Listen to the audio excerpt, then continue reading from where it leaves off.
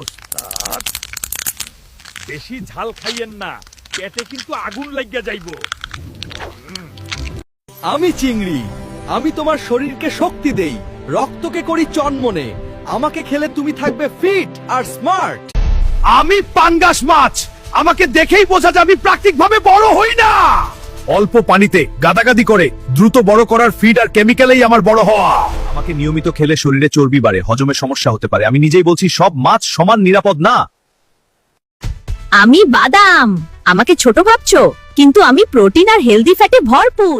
B, magnesium আর fibre দিই, যা ব্রেনের কাজে সহায়ক, আর ঠিক পরিমাণে খেলে পেট ভরেও থাকে।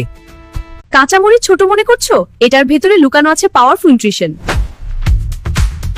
আছে ভিটামিন সি আর অ্যান্টিঅক্সিডেন্ট, যা ইমিউন সাপোর্ট আর কোষের সুরক্ষায় সাহায্য করে।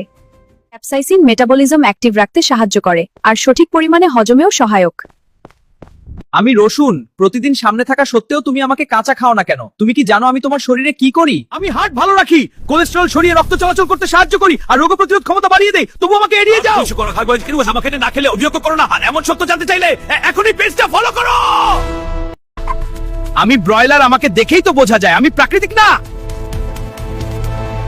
আমি 40 দিনে বড় হই, তোমার মনে হয় এটা স্বাভাবিক? আমার শরীর ভর্তি ইনজেকশন আর কেমিক্যাল, তবু আমাকে নিশ্চিন্তে খাও। খেলে ক্ষতি হবে তোমার শরীরেরই, দোষ কিন্তু আমার না। আমি নিজেই সাবধান করছি মানুষ, সব বড় মুরগি ভালো না।